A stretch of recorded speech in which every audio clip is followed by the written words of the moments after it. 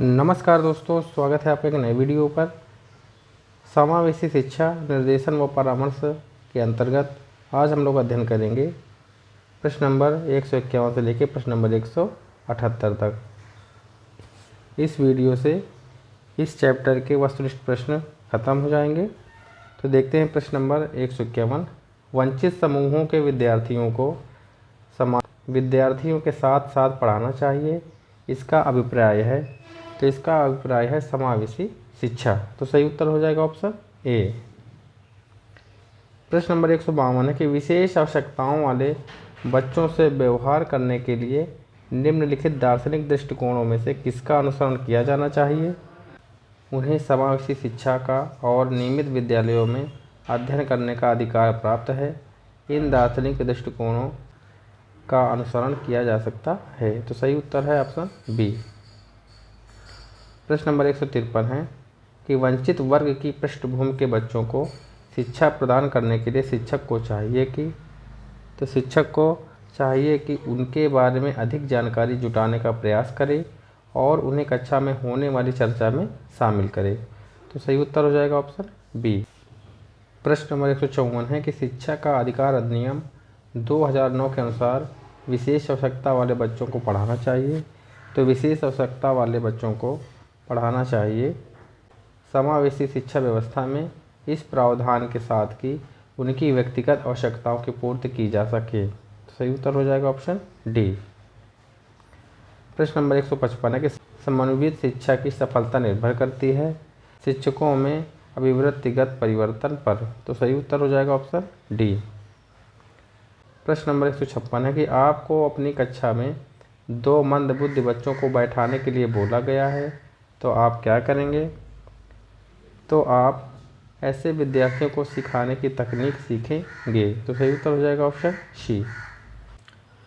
प्रश्न नंबर 157 है कि असंगठित घर से आने वाला बच्चा सबसे अधिक कठिनाई का अनुभव करेगा।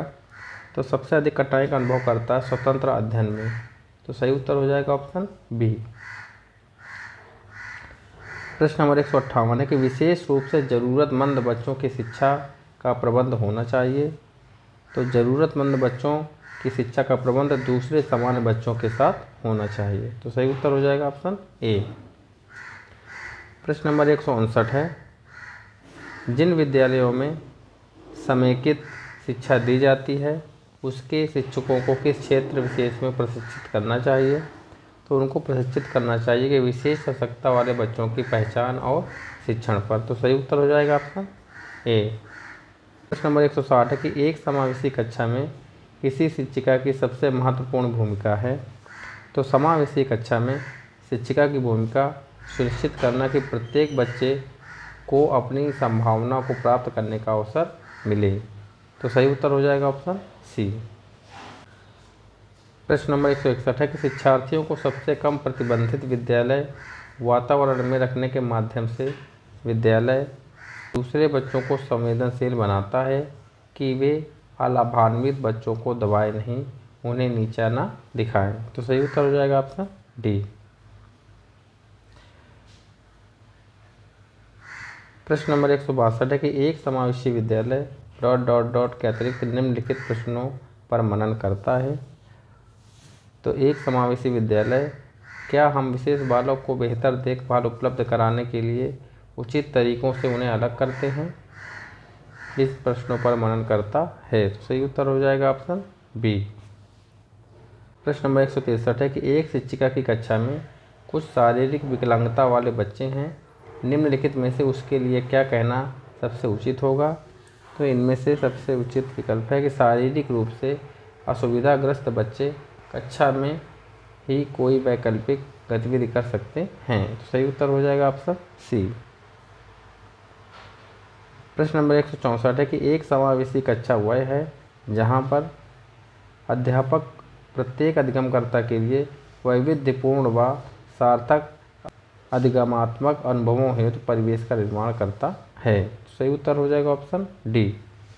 प्रश्न नंबर 165 है कि शिक्षा का अधिकार अधिनियम 2009 के क्रियान्वयन के बाद कक्षा कक्ष आयु के अनुसार अधिक समझातीय है। तो सही उत्तर हो जाएगा ऑप्शन सी। प्रश्न नंबर 166 है कि समावेशी शिक्षा उस विद्यालयी शिक्षा व्यवस्था की ओर संकेत करती है जो उनकी शारीरिक, बौद्धिक, सामाजिक, भाषिक या अन्य विभिन्न योग्यता स्थितियों को ध्यान में रखे बगैर बच्चों को शामिल करती है। तो सही उत्तर हो जाएगा ऑप्शन डी।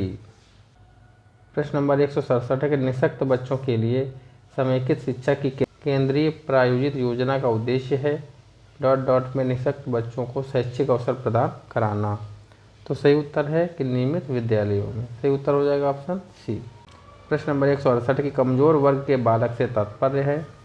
तो कमज़ोर वर्ग के बालक से तात्पर्य होता है ऐसे अभिभावकों के बालकों से जो सरकार द्वारा निर्धारित न्यूनतम सीमा की वार्षिक आय की सीमा से नीचे के वर्ग में आते हैं। तो सही उत्तर हो जाएगा ऑप्शन डी। प्रश्न नंबर 169 है कि एक शिक्षक को स्कूल में प्रथम बार आए विशेष आवश्यकता वाले बच्चे के साथ करना चाहिए। तो विशेष आवश्यकता वाले बच्चे के साथ बच्चे के अभिभावक से सहयोगी योजना पर चर्चा करना चाहिए। तो सही उत्तर हो जाएगा ऑप्शन सी। चर्चा करना चाहिए। तो सही उत्तर हो जाएगा ऑप्शन सी। प्रश्न नंबर 170 है कि RTE एक्ट 2009 के अनुसार प्राथमिक विद्यालयों में शिक्षकों को प्रति सप्ताह कुल कितने घंटे की योजना बनाकर कार्य करना चाहिए। तो सप्ताह में कुल 45 घंटे की योजना बनाकर कार्य करना चाहिए। तो सही उत्तर हो जाएगा ऑप्शन बी। प्रश्न नंबर 171 है कि आर्थिक मुद्दों से जूझ रहे उन बच्चों को जिनकी प्रतिभा प्रभावित होती है को सहायता करना चाहिए। तो उनको सहायता करना चाहिए स्व अधिगम मॉडल से। तो सही उत्तर हो जाएगा ऑप्शन ए। प्रश्न नंबर 172 कि समेकित शिक्षा इंगित करती है। तो समेकित शिक्षा इंगित करती है सामान्य बच्चों एवं भिन्न रूप से योग्य बच्चों के लिए एक ही स्कूल। तो सही उत्तर हो जाएगा ऑप्शन बी।